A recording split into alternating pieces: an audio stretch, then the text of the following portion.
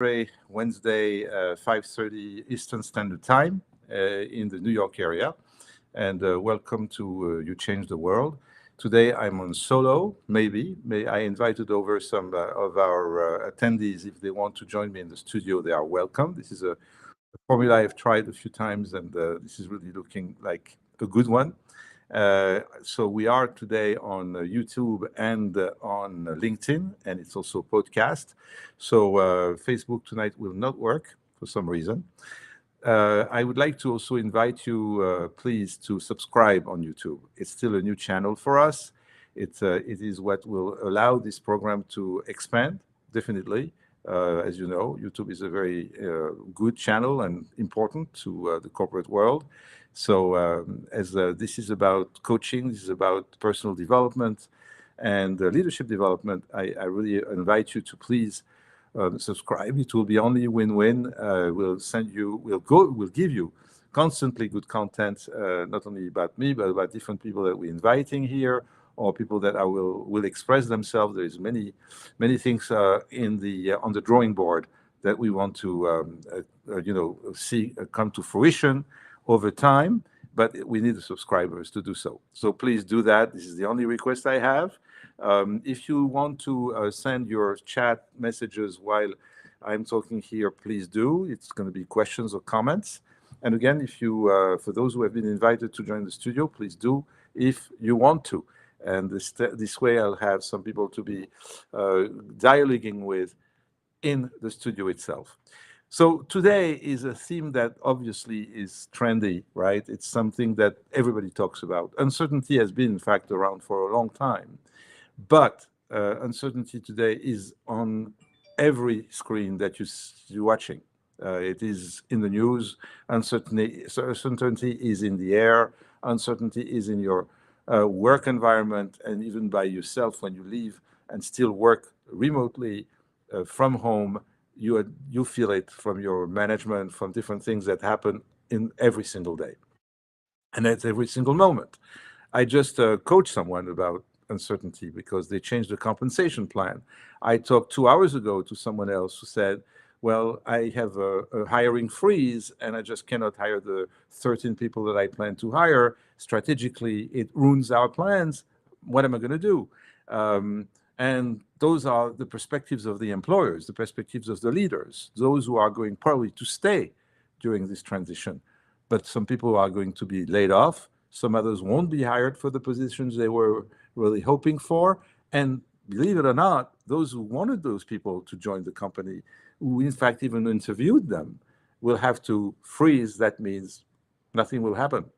So I wanted to first share with you, before I tell you a few stories, this thing about uncertainty is multiple. That addresses many things, the first thing I want to tell for those who are in North America, especially North America, this is a cycle. I have never seen any of this algorithm change over about 3 decades in the United States since I'm here. So that means, in other words, about 3 to 5 years is the cycle. We're going up, then it's flourishing, then we plateau, then it's in fact even sometimes, the bubble, and then we are exploding, and we're hiring right and left, and we're promoting, and we're increasing salaries, and we're all about motivation, and all about leadership, and all about things that are beautiful, and we train people, and we spend money, and we do retreats, and we rent beautiful hotel rooms, and and bring them over. The thing is, that happens definitely 2, 3, 5 years in a row, and then boom, it goes down. But there is some countries, the one I come from, France, where you can't do this. You can't do I give you, I take back. We can't do I give you sandwiches for lunch in your management meetings every Thursday, and then I remove the lunch boxes a year later. What you give, you can't take back. That's like a kid. You give a gift, you can't take the gift back. That's a mentality, or that's protected by different things, unions and all of those things. And those countries are smaller than the US, and they've been more focused on different social laws and things of that nature. But here It's still a very capitalistic system, and the companies and the employers can do almost anything with certain decency, obviously, less than, of course, than it was years ago. There is, laws and regulations, but nevertheless, when it comes to a recession, when it comes to this kind of thing, it can be brutal.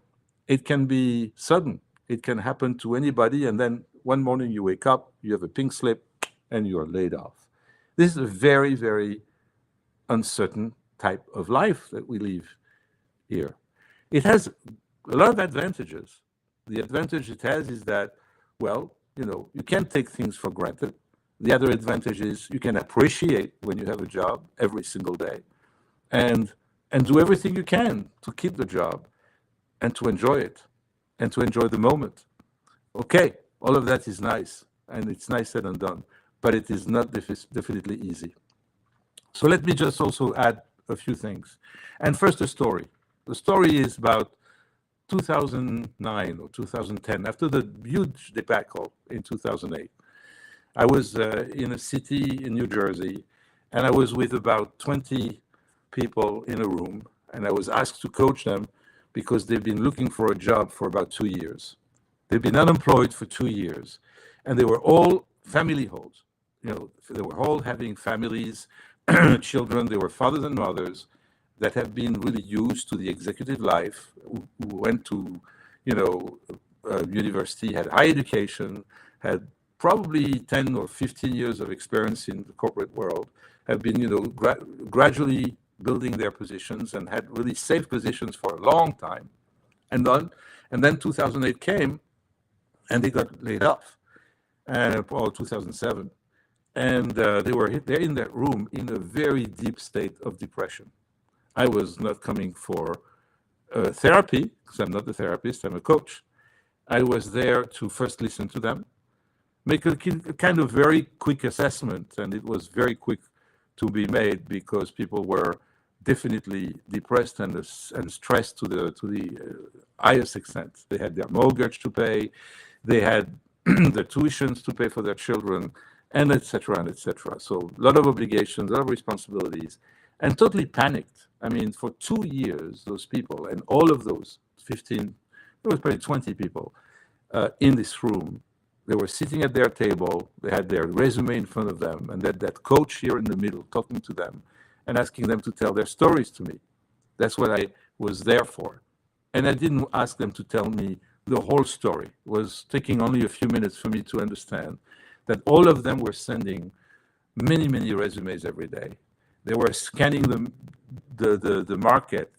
Back then there was other things than LinkedIn to find jobs, and they would really, anything that would match by a little bit what they've been doing, they would send a resume right there, not thinking twice, writing maybe a cover letter and hoping for the best.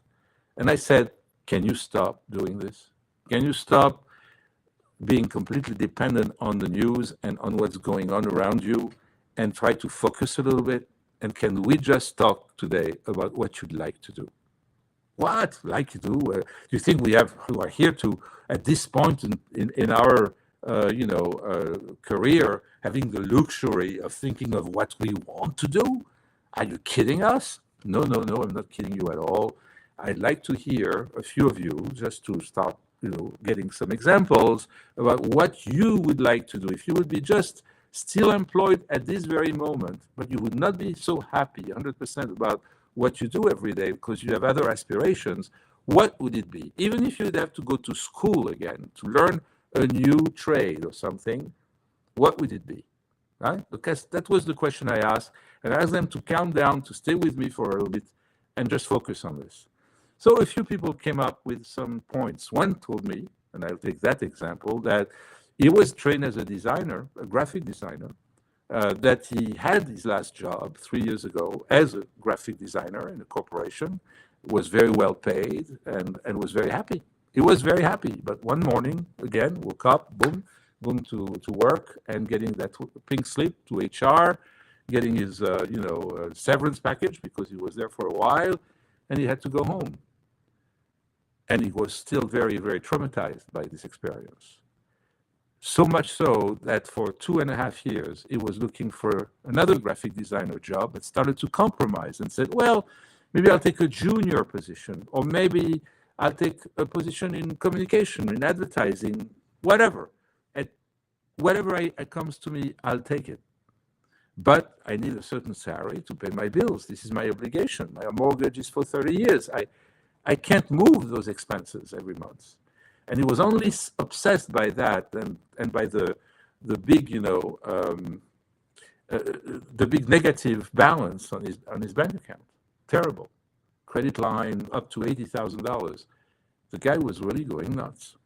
And I asked him a question. I said, okay, where do you apply for? Is it local? Is it something that has a radius geographically? And the person said, absolutely. I live here. I have to be near my wife and my kids. So, yes, I applied to the tri-state area, New York, New Jersey, Connecticut. And I can tolerate absolutely something like 40, 50 miles radius. If I have to drive and commute for 2 hours a day, I'll do it. So ready to all of that. And applying to jobs that are graphic design oriented within the tri-state area. But to no avail, no offer, maybe a couple of interviews that went nowhere, and the guy completely depressed. And I asked him a question. I said, okay, now let's try to see the kind of corporation, kind of organization you want to work for. And he told me a couple of companies. And I said, well, let's try to select one of the three you just gave me. And he gave me one, and I told him to focus on that one, to go online, to check if the CEO of that company talks on YouTube or talked recently on YouTube. Listen to the voices of those who are the stakeholders of that company. If there is a vision you can capture, if there is something they say that you can relate to, or you can eventually use in an interview that you watched, that you saw, and then educate yourself. Learn about this company today. Where the company is today. Of course, go and find out if there is a position you can apply to. And there was a position that he could apply to in this particular firm. But that firm was located in San Francisco. The guy was living in New Jersey. And he said, I don't want to work for a company in San Francisco. And I said, I know you don't want to. But if this is the only thing that works out, we can work these things out after that. It's logistics. We can really do whatever is needed. Only if you get this offer, we can talk further and go through the process of, hey, there is a job. This is what I was looking for. The compensation comes back. I get a paycheck every 2 weeks. I get maybe a bonus every year. And then maybe I'm going to be appreciated for who I am and what I do. Plus, I'm going to like what I do. Well, he played the game with me. And there is no victory for me here. It's just that he got the job. Now we were talking about the logistics. And the logistics was about commuting to San Francisco, stay there for the week, come back for the weekend or every other week, and suffer through this process of being away from home. But this was something that could be worked out. Plus, I mentioned to him that most of the time, when the person is so valuable and appreciated for who the person is and what the person brings to the table, the value add that he had, because he was a very talented graphic designer, that maybe, and if he's asking the question to his supervisor, he will get maybe a remote kind of job. There was no pandemic at that time. So remote work, telework, was a luxury, was a gratification, was a promotion to some extent. But he got it. He got it 6 months later. For 6 months, John, this was his real name, went to San Francisco, came back home. For the beginning, it was probably every other week. Then he could arrange that every week. With his bonus, he could afford it because it was on his own money that he could travel, etc., etc., etc. What I'm trying to tell you the story of is, if you stick to your own passions and what you aspire for, and it is about you and your independence from the crisis, independence from the external influence of what maybe it's called a recession, it's called the news out there, but it's not always dark for everybody. There is always a company that is performing. There is always an industry that is more needed than another. There's always a way you can rationalize that. And if this is, and it was the case of those 20 people who cannot take an initiative like becoming an entrepreneur, starting a new business, right, of their own, but can only think of working for a company as an executive at this level of a salary, then the coach has to just coach them within those boundaries. There is no other way. This is the way they function. This is the way they want it. And this is what I'm trying to convey to you. In the time of uncertainties, and that's the story I'm telling you, the most important is start focusing on what you like the best, not only when it's uncertainty, all the time. It is what works the best for you. I'm personally interested in what people want, what people are passionate about, and what can make them happy. There is no magic out there. It's just that there is room for everybody. There is opportunities for everyone when you have the right motivation, the talent, of course, the competencies. And sometimes we ask to have also some education for it and certifications and et cetera, and especially years of experience when we want a certain level of positions. But what I try to say is there is so many possibilities. When there is in fact a crisis, this is the opportunity to step back and not panic. There is no way to panic. Even it is justified to be pressured to try to find something quickly. Then I will go to another conversation, which is about prevention, right? We pay insurance policies in case of a catastrophe. Why don't we do this with ourselves more regularly about our own job, especially in a country, in a culture that has those different cycles? As it is a fact, we need to live with that fact. If there is a fact that every 3 to 5 years something happens, of course you're going to get a neighbor who worked for the same bank or the same law firm for over 15, 20 years. That's an exception, let's put it this way. And people can stick to their job or grow into different partnership positions. And then when they are where they are, it's maybe more stable for them. But there is no guarantee for anyone. And because it is that, we need to have faith in ourselves. So the coach is going to work on that self-confidence, on that self-esteem, not in terms of therapist. A coach is not a therapist. And if it is a self-esteem that comes from the past, then the coach will tell that person, hey, you know what? Coaching is coaching, therapy is therapy. If you need a therapist, I can give you a referral, I can refer to you someone, but please take care of yourself. Make sure that you understand where this comes from, the root cause of your depression, of the gaps that you're going through. So hopefully that talks to you. I don't know, that story I told you is very, very emotionally challenging. For me, when I left that room, 20 people, parents with children, for 2 years and 3 years sometimes, looking for a job and being so depressed and so how can I say, beyond depressed. They were giving up. They were not finding hope. And it was really a depression that lasts for a while. So interestingly, what I'm trying to share with you is that taking things from another perspective, obviously, pushing yourself, get out of your comfort zone. It's comfortable sometimes also to be depressed.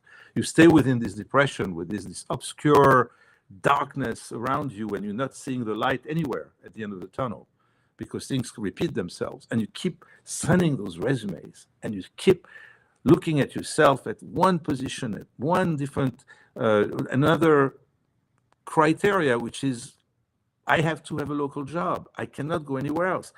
You need to open up. You need to look at what you want, and you will find a solution because there is clarity for everybody, and there is possibilities for everybody. By the way, I said San Francisco from New York. Believe it or not, I saw people going overseas and commute this way. And it didn't happen for all of them that they got a telework promotion or a telework gratification.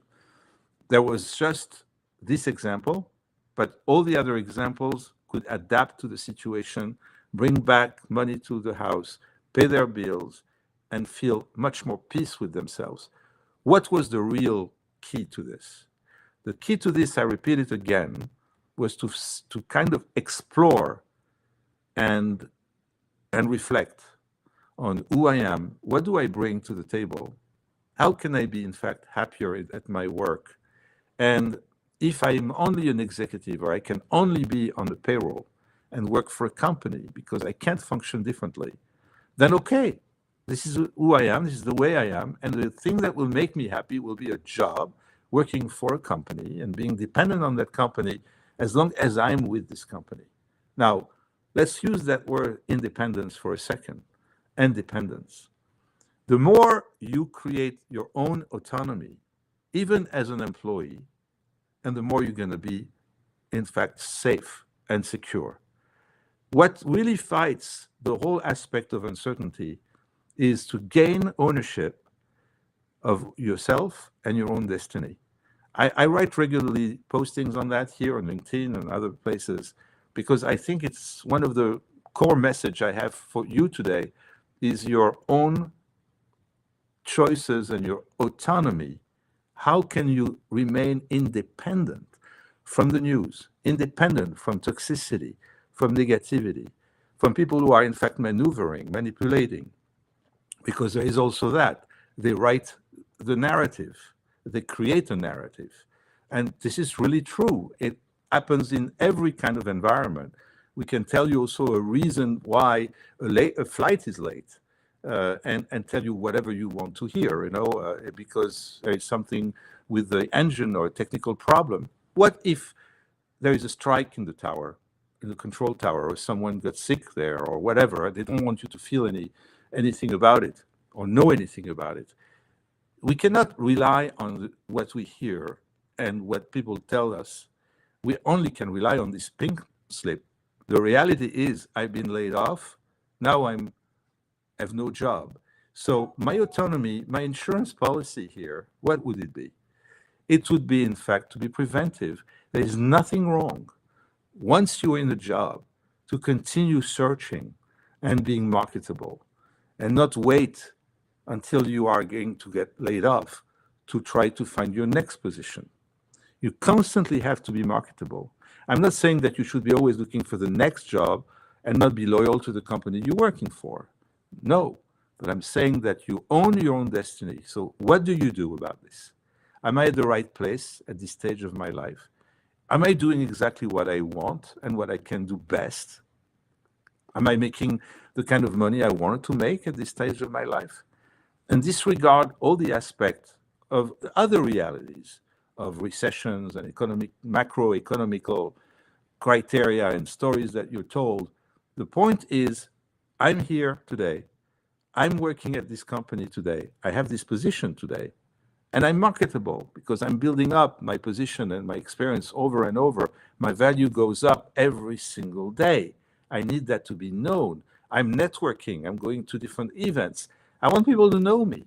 And when I'm off this job, when I'm out and I'm asked to leave, I have alternatives. I know who to call. I know what to do.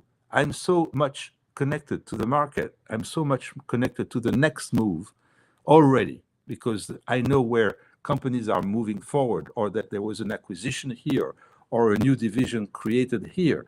You've got really always information because you run your own business. Even if you work for another company, you have this entrepreneurial mindset because you own your own destiny. You're responsible for your own future. And that's really what it is. If you trust yourself, if you trust what you're capable of bringing to the table, to the value you bring, to the job you have, then there will be more and more certainty. And you know what it gives you on top of the rest? It gives you a leverage. It gives you a negotiation strength. When you have alternatives around you, it's called BATNA. Check it out. Best alternative for negotiated agreements. A very well-known technique of negotiation to set minimums because you are not going to tolerate less than certain things, and you can afford it because you have an alternative waiting for you. I like the job I have right now, you tell your employer, but I really deserve this promotion. I really deserve this raise. And if I don't get that raise, okay, I have another offer on the table and I can leave. but I would love to stay. When you have this kind of language and leverage, right, it gives you a strength that makes you pretty unique and feel extremely comfortable in such a conversation. So never put yourself in that situation to be always at the edge and to be vulnerable to the extent that your dependence on your job, on your employer, makes you vulnerable, right? To the extent, again, that you losing your job, you get in trouble. That's what you have in your mind and your mindset. And this trouble can in fact last for a long time. So the coach and the conversation we have is about you, is about your potential, it's about your existing performance, and it's about your marketability. And it's about what you want to do, what makes you wake up in the morning with a motivation, with a purpose. And when you have that purpose and you own it, believe me, you have the highest chance to succeed and to feel much more certain about your future and about the fact that you have your own contract, your life contract is signed by yourself with your own destiny. And for those who believe in God, with God. Whatever. This is important to know that you do not leave your destiny in the hands of your boss or of your company's ownership and the stakeholders. They do not own your future. They just right now enjoy you when they employ you and when the relationship is good and when things are really going smoothly. Then when comes a recession, when the company cannot keep you for sometimes very good reasons, then you have alternatives and you have a plan B. So I hope this helped. And this is really definitely from stories that I can share. There is zillions every week. And from the perspective of the employer and the perspective of the employee. And I want to finish on one note. That's the entrepreneurial note. There's always also an alternative for those who are courageous to do it, to create your own business. And when you do that, well, you feel like you own also the decision about keeping yourself or not. And if it's not, then sometimes it's called a bankruptcy or it's a separation from your partners. But when you own and you are the shareholder, the main shareholder of your company, the majority shareholder of your company, you definitely feel differently. So I hope this helped. And if you need more conversations with me about this, please go on andrepalitzer.com and send me a message, book up an appointment with me, and we can have a 30 minutes conversation. It's a free consultation. And we can talk about coaching. We can talk about you. And because my focus is always you, and really, I would like you to be happy at what you do and more certain about tomorrow and feel that, in fact, you own that tomorrow much more than you think. Thank you very much. Have a good evening, everybody, and see you soon.